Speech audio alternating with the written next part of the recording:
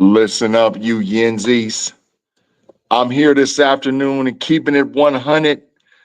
Big G's big preview show or big recap about some Steeler facts and stuff that's going on with the Pittsburgh Steelers, man. This afternoon, man, we got a lot going on with Steeler Nation, man. What I'm going to talk to you guys about today has got nothing to do with the breaking news. But the breaking news is the Pittsburgh Steelers signed free safety Jabril Peppers today to a contract based on the health and the condition of Deshaun Elliott. Deshaun Elliott, as of today, is going to be out for at least 4 weeks minimum. He's got a deep knee contusion, and it looks like it's possibly a strain on his MCL or ICL, but he's going to be out for a month. So we signed Jabril Peppers today to help us in that defensive backfield and help us at that free safety position. So that helps, but that's not what I came to talk to you about. But that's just the breaking news for all the Steelers Yenzies that's out there concerning it. What I came to talk to you guys today about is the condition of our damn offensive line, man. Listen, I have heard people talk in the streets over the last 48 hours about the condition of our offensive line. And specifically, Jones, our left tackle. And I've heard every excuse you can think of what is actually going on with our line. But the thing that keeps surfacing and coming about over and over and over again is that this is all Coach Meyer's fault. And Coach Meyer's inability to coach Jones and put Jones in position to be successful with the offensive line. So let me take a step back first and just let me say this right off the bat. The Pittsburgh Steelers are not going to have a successful 2025 season unless we figure out what's going on with the offensive line. We scored 34 points and looked horrible because we have an all-world quarterback named Aaron Rodgers. Without Aaron Rodgers, we would have been putrid.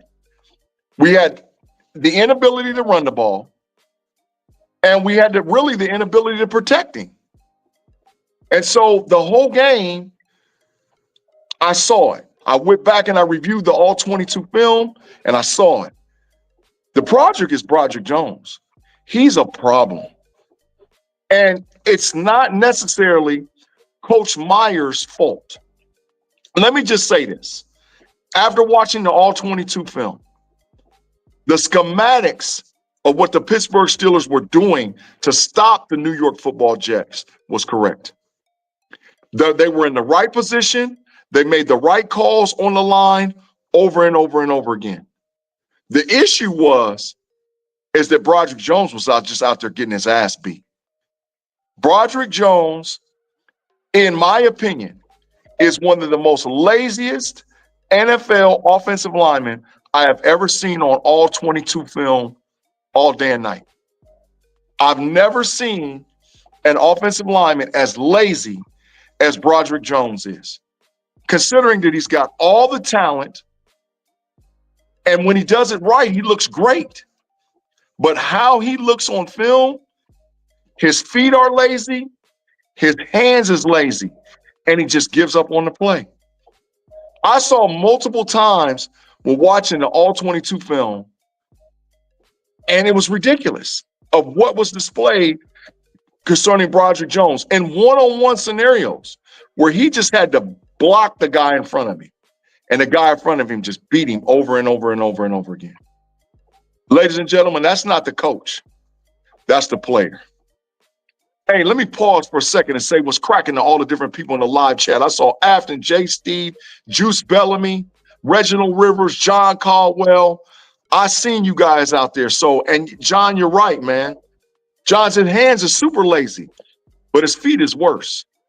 His feet placement, he literally stands up. What's up, Swoozy? He literally stands up. Still elite too, yeah. Tape don't lie, bro. Tape don't lie. He stands up, and from the snap, he stands straight up. He doesn't have good feet placement, so he doesn't set his base. And his hands, he's more grabby than blockering. He actually he holds a lot and he just doesn't get called for it. I saw that on tape a lot too. He could have easily gotten 4 or 5 holding calls, easily, based on his hand placement.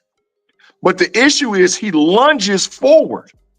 Now, I played the position. I know what happens as far as what coaching is concerned. There's not a coach on this planet that teaches that technique, if there were, especially if they're in the NFL.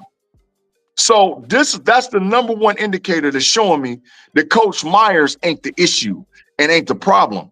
Because if he taught that and it was displayed across the offensive line, you would see that out of Mason McCormick. You would see it out of Troy Fautano. You would see it out of Zach Frazier. You would even see it out of Isaac Seumalo. You don't see that technique done. On tape, you do not see that. You don't see him, the other guys, lunging, having high sets. What Still Elite says, stop drafting Georgia players. Their culture don't fit to steal the locker room. I know there's people out there, including my boy, the Triple OG Shannon, that has that conspiracy theory about the Georgia locker room. Nah, it's not all of them, because Mount Washington's not that. And Mount Washington and Broderick Jones came out in the same class at the same time from the same university. Mount Washington, if you go back and review his all 22 tape, he looked like a damn left tackle.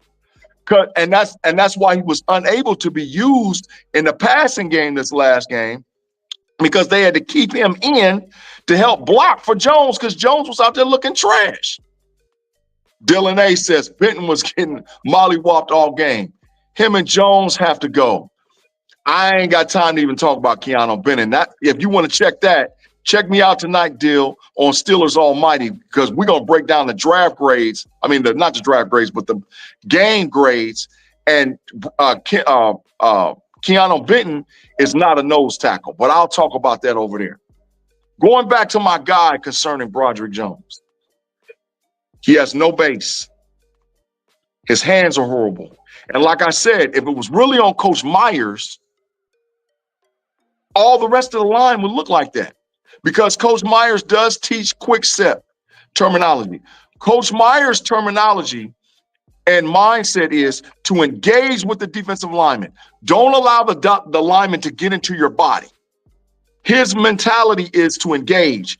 Okay, move forward, go forward and engage with him. So then that way, the lineman doesn't get a 2 or 3 yard depth right away on the offensive player.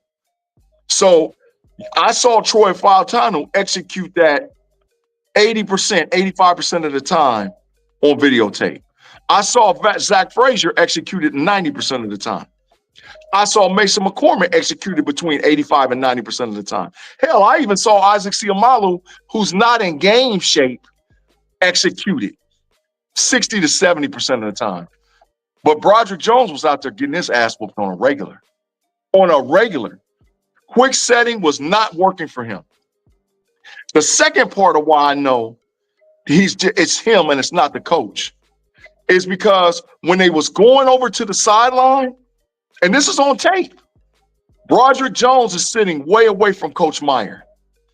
The rest of the players are being coached up by Coach Meyer on the sideline. Broderick Jones looks like he was half-ass engaging what being spoken to the starting offensive line. So that's telling me that ain't the coach. That's the player.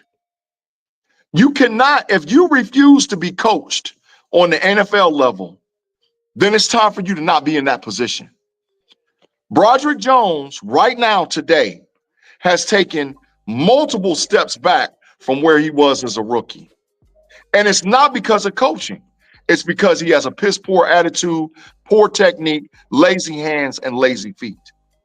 Those are his issues. But what the killer part about him is that at every level he's played, high school, college, he's been better than the people that he lined up across.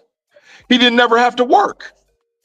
That's why you saw all of a sudden this last year him lose weight to be ready to play. It wasn't because he was trying to impress the coaches and all whatever else. It was the first time he actually had to work. Afton said, how did you get this far and refuse to be coached? That's disappointing. Afton is true, but it's the God's honest truth. This kid's, you can see him, his unwillingness to be coached. Because like I said, when they was going to the sideline and they would make the adjustments and you see him sitting in a huddle, this dude's way out here and the rest of the offensive line is in there listening to Coach Meyer. But like I said, the worst part is he's been physically dominating, physically stronger, physically bigger than any guy he's ever lined up across from until now he's at the NFL. And we've made excuses for this kid for 3 years. Well, he's out of position. He's playing the right tackle. He needs to be a left. No. Bad technique is not got nothing to do with your position. Bad technique is your unwillingness to change what you think and feel will be successful at this level. And the issue right now for the Pittsburgh Steelers is he's not really challenged. They're not going to bring in Spencer Anderson or Calvin Anderson behind him. They're not going to necessarily put Pete into the game at the left tackle. They're not going to activate Cook off the practice squad and let him come in to play that left tackle. So he's still unchallenged right now. The only thing that's going to get Broderick Jones' attention is Coach Tomlin and Omar Khan, Andy Waddle, and the owner. How they're going to get his attention is they got to trade for a left tackle. If I'm the Pittsburgh Steelers, because listen, y'all, Yenzies might get pissed off at me and hostile at me, but I'm going to tell you the God's honest truth. With the current condition of Broderick Jones, we cannot go after a quarterback in the first round next year.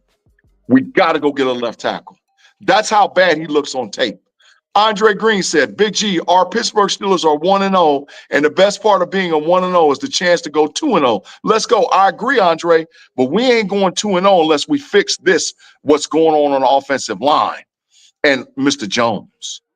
See, the unique thing about the NFL, the changes from the collegiate game, from the high school game to the collegiate game, is that in the NFL, they don't spend a lot of time practicing. They do install on Wednesday, as long as they have a game on Sunday. Thursday, they do the preparatory work for it. Friday, they pack it all up and make sure they go through the last minute cues. Saturday is game time, and Sunday they play the game.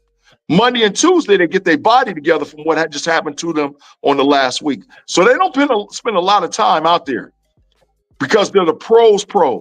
So they have to be able to execute. And how they get most of that is they go and they sit down with a clicker and they watch film over and over and over and over and over. Jones, man, looks like he ain't watched film the day one. Still, at least said Aaron Rodgers needs to call him out.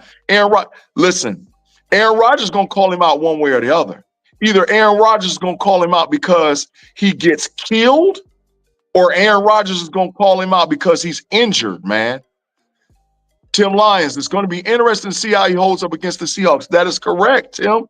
The Seahawks have a great edge pass rushing team.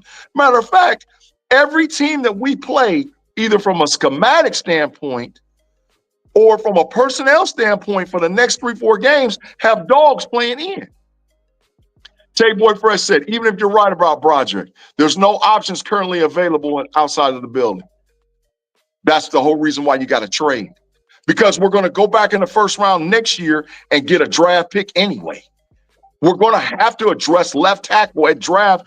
And right now, I believe that, and this is the indication that the Steelers are in from the 2025 season. The indication is we just signed Jabril Peppers. Deshaun Elliott is going to be on the shelf for a month. If they thought this season was a wash or a bust, there's absolutely no way in hell they bring Jabril Peppers into that locker room. Because guess what? Jabril Peppers is going to be in the locker room even after Deshaun Elliott comes back from injury. This is the end of Clark or Thornhill. One of them is out of the room once Elliott comes back. So the Steelers are all in for 2025. And if that's the case, it's got to be Coach Tomlin, the GM Waddle, or Mr. Rooney. They got to see. Now, it could be where Rodgers goes to the upper level management and says, look, man, this kid can't block. You got to get me a guy. But I'm telling you, we need to trade right now. Broderick Jones, I've been saying it. I've been sort of hesitating to say it. I've been on the fence, back and forth with it. But I'm telling you right now, Broderick Jones is a bust. Based on what I've seen on film, not just in the preseason, but the regular season from this year and last year, he is a bust at left tackle. That's big trash. Let's go, man. His first round value that we paid to get this kid, and by the way, there was a project out of Georgia, just like Mims, his counterpart in Cincinnati, who's not looking really good as a tackle either. They're projects. Broderick Jones did not have 20 starts at the collegiate level, and it's showing now. Broderick Jones has been unwilling to do what he needed to do, and it's not Coach Meyer's fault. Because like I said, I got two indicators. Indicator number one, he's not in the huddle. Indicator number two, his technique is horrible and the rest of the line's technique is fine.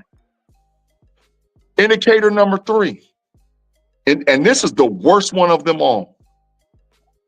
Broderick Jones' regression has been based on, from what I know, and I never played a down in NFL, but I've been around a whole bunch of them, the lack of film study and the lack of effort on his part. We have no effort from Broderick Jones at that tackle. None. His PFF grade, and I think PFF is super trash, but his PFF grade was like 54%. If I would have graded him for the game, he would have got probably 30%. Stan Still said Fautano was mid on Sunday, but I believe he's going to be great. He wasn't mid, bro. He wasn't mid.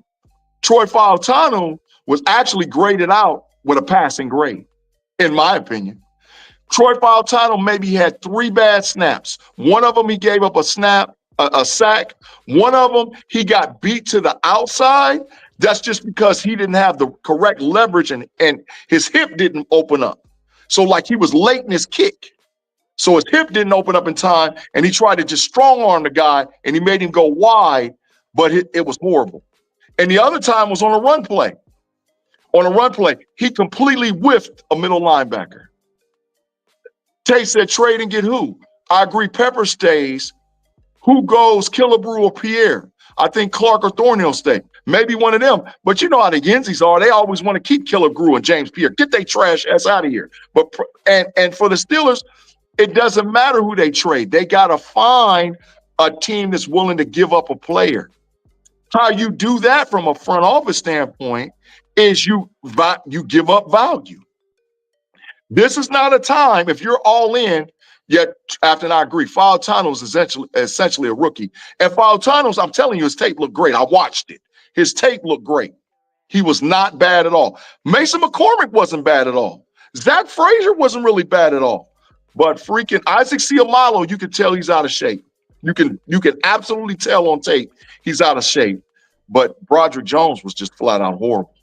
His tape was just flat out horrible, right? So you have to listen. This is where if you're all in for 2025, this is where you got to go get a dude. Corey Brown says, Big G, I've been on the CA3 train. He's balling. Yeah, he is. He's looking like he might be a number 2, but we'll see. Still, at least said the Dolphins and Saints are the only ones selling the farm. I'm not sure about that yet. But I think we're going to have to go get one. We're going to have to go get one. Who that trade partner is, I have no clue. But we're going to have to get one. Broderick Jones is not going to hold up at left tackle, ladies and gentlemen. Not for the season. Not based on what I've seen him on tape and this year's preseason and what I just saw on tape with the New York Football Jets. It was absolutely horrible. Now, people say, well, he was against Quentin Williams and he was against McDonald and Johnson, the pass rushers from the Jets. Okay. What he was up against was professional football players who will make him show that he's got to work or change his technique. Right. That is absolutely correct. That I heard from an inkling from a little birdie that Tomlin was going to get on his ass in the press conference. I heard that. And sure enough, Mike Tomlin is talking about it right now. You got to have better play from Broderick Jones, man. If the Pittsburgh Steelers expect to reach the goals that they want to reach in 2025, this cannot happen with Broderick Jones. Now, I'm going to tell you what's not the answer. What's not the answer is to flip Troy Fautanu.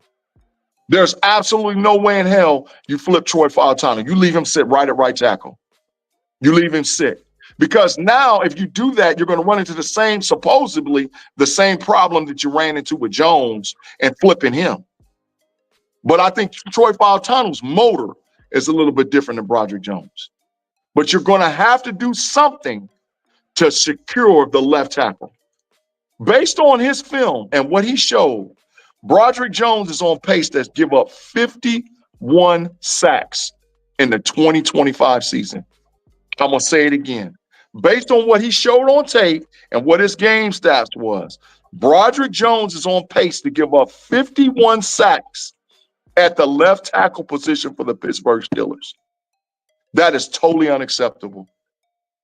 His run blocking was worse than his pass blocking. You heard it here first. That's big trash.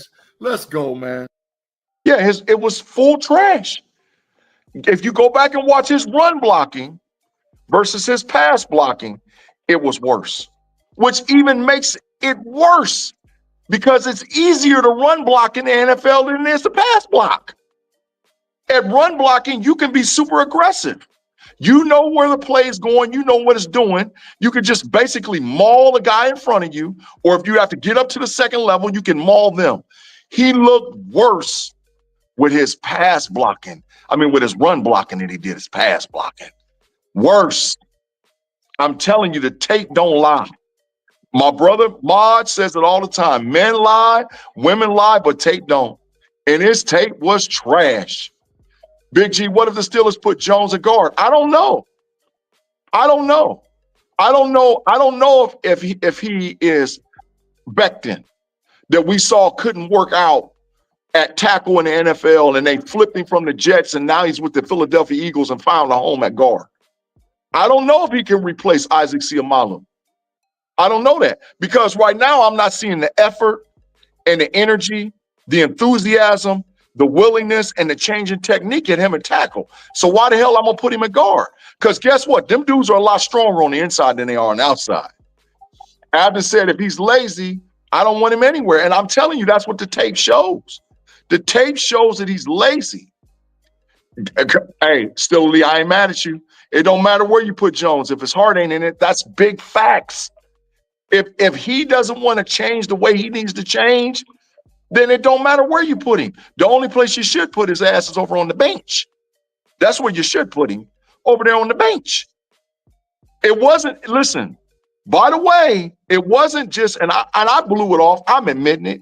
Last year when Fautanu took his spot and they didn't take out trash ass Dan Moore to put in Jones, that wasn't by accident. That was an indicator. That was an indicator. We thought it was based on the loyalty of Dan Moore at that left tackle position. Nah. The fact was Jones is big trash. That's the fact. The fact is that this kid now, and this is the last point I'm gonna make. The worst part about it all, that when he actually does it right, because his film wasn't just a total bust. He had a couple of 2-3 moments where he looked pretty good. When he does it right, and his technique is right, and his feet position is right, and his motor is right, he looks like he could be a damn all-pro. But when he's looking bad, oh my God, you can't afford to keep him out on the field.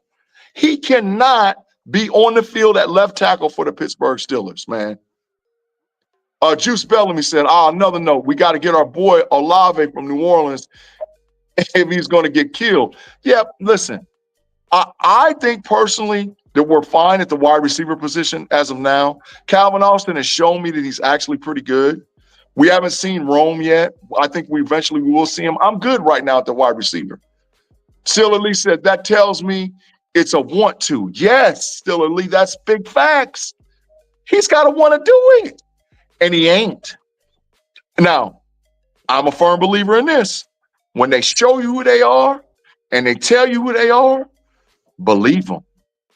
When they show you and they tell you, believe them. Tape has shown us what Broderick Jones is. He's showing it not just on the field, he's showing it on the sideline. He's showing it with his lack of engagement with Coach Meyer. And listen, you Yenzis, I'm tired of y'all talking about Coach Meyer because this one ain't Coach Meyer. We don't need a new offensive line coach. What we need to do is light a fire up underneath Broderick Jones' ass to get him in position to be able to do what he needs to do for the Pittsburgh Steelers. Because the rest of the line doesn't lack execution. Not like that. They had issues with run fits. Let me be clear on this. They had issues with run fits. I saw it on tape. Some of that is because Siamalu, like I said, is not in shape. And some of it is because McCormick doesn't have all of it yet. He's good, he's aggressive, but they had a couple of times where they could have got up to the second level and made a block, and they couldn't do it. They couldn't execute to get up to the second level. But the aggressiveness, the willingness, and the wantingness, you can see it on tape as plain as day with McCormick. Frazier, Fautanu. Siamalu, I think he's just out of shape. But Jones, nah, man. Jones was out there actually on a couple of plays looking like a dancing panda. Like he didn't know where to go. He didn't know what he was doing. So I've heard some Yenzi say it's from the head up with him. It might be. You might be right. It might be his psyche, and it might be the way he thinks and feels. But I'm telling you, from what I've seen out of this kid, he's got prima donna written all over him. Y'all have heard me talk in excess about him wearing take them damn Jordan cleats off. I wasn't talking about that because of him not being able to wear Jordans, but there's a prestige that goes with wearing that. You know what other tackle in the NFL wears Air Jordan cleats? Trent Williams. I'm just going to ask you, Yenzi Nation, does Broderick Jones look anything like Trent freaking Williams? Hell no. Hell no. He doesn't look like. So he thinks in his head he's this, but his actions on the field and his play don't show he's this.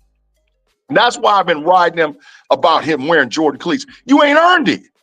Jordan is a great players wear great stuff. You ain't earned it, dude. You out there thinking that you all of that, and you ain't all of that. You are not. Your play shows it. Your tape shows it. Your effort shows it. Your energy shows it. Your unwillingness to be coached shows it. Broderick, a lot of this is on you, dog. I'm calling you out. I don't know if you listen to my podcast or not, but I'm saying it to your face. A lot of this is on you, sir. This ain't got nothing to do with Coach Meyer. This ain't got nothing to do with Coach Tomlin or Andy Waddle or Omar Khan or Mr. Rooney. This got to do with your effort and energy. And Broderick, I'm going to tell you something. The initials NFL stands for not for long. If you continue with this effort, energy, and what you're doing and how you're playing, you're going to be a not for long for the Pittsburgh Steelers. At this point right now, there's no way in hell Broderick Jones gets a second contract. There's absolutely no way he gets a second contract. So now I'm saying to the Steelers, how long we going to put up with it, y'all? How long we going to put up? Not the fans, not Steelers Nation, but I'm saying it to Coach Tomlin, to Andy Waddle, Omar Khan, and Mr. Rooney. How long you going to put up with it? You got a quarterback that's 41 years old, that's a first ballot Hall of Famer that looks like he's got plenty left in the tank. How long are we going to put up with where we might blow our season and blow our opportunity based on lazy Broderick Jones and his unwillingness to change? How long, Steeler Nation? I'm calling for it right now, trade. Do whatever you got to do. You're going to spend it next year in anywhere draft anyway. You're going to spend the capital because you ain't got one in the left tackle. Go on and get you one now.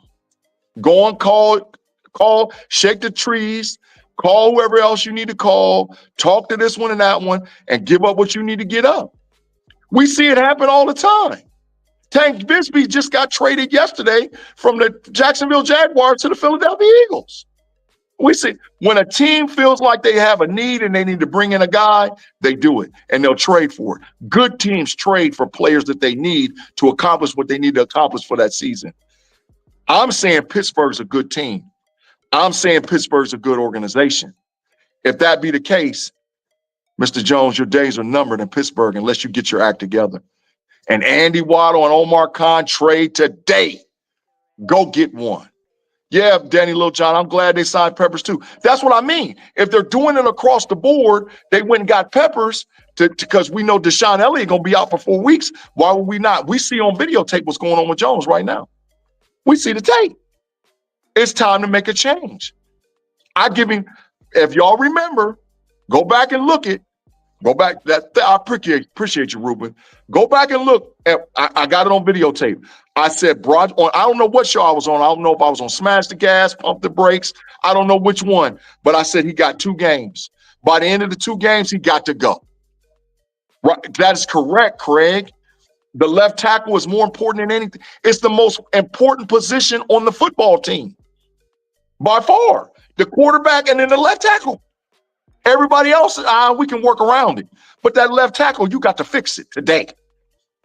So if you go back and look at it, what I said on videotape, I said he had 2 games. Game 1 is on the books. Big trash game 1. Game 2 is here. Hey, and Seattle, I'm telling you, it's going to keep ramping up and ramping up and ramping up. Jones, you got to trade or change, or it's trade city and adios muchachos for you, bro. I'm calling you out because I believe that the Pittsburgh Steelers is actually going to do something in 2025, but we can't without him doing what he needs to do at left tackle. Hey, y'all, I'm done. I kept it 100 with you. I appreciate all you guys rocking with us on the show and come seeing me at noontime and lunchtime all week. I appreciate it, man. I don't necessarily go on a rant, but I just want to try to keep it 100 about the condition of our current team and what we can and cannot do and what the expectations are and call people for what they are. Make sure you check me out tonight on Steelers Almighty with my boy Big B as we do the big show and we do the grades from the game, what we watched on all 22 film, what we think the Steelers need to do, and all the news and notes for the Pittsburgh Steelers. And then make sure you check out me, Tate Boy Fresh, and Kirby tomorrow night on the Smash the Gas podcast at 7:15 Eastern. Then we'll swing on over. We're going to dump Kirby out of the car and go pick up the Triple OG Shannon and hit Pump Your Brakes. Also on the KnoItAllz channel. And then G will be done for the week until I get back at you at Sunday. But don't forget to check out my boy Tate Boy Fresh as he does a Tate Strong Take on Thursday on the KnoItAllz channel as well. I thank all you guys for rocking with me. I thank all you guys for coming back this week on the show. And I'll see you tonight out there in them Steelers streets. I'll holler at you. Deuces. Let's go. Mamba out.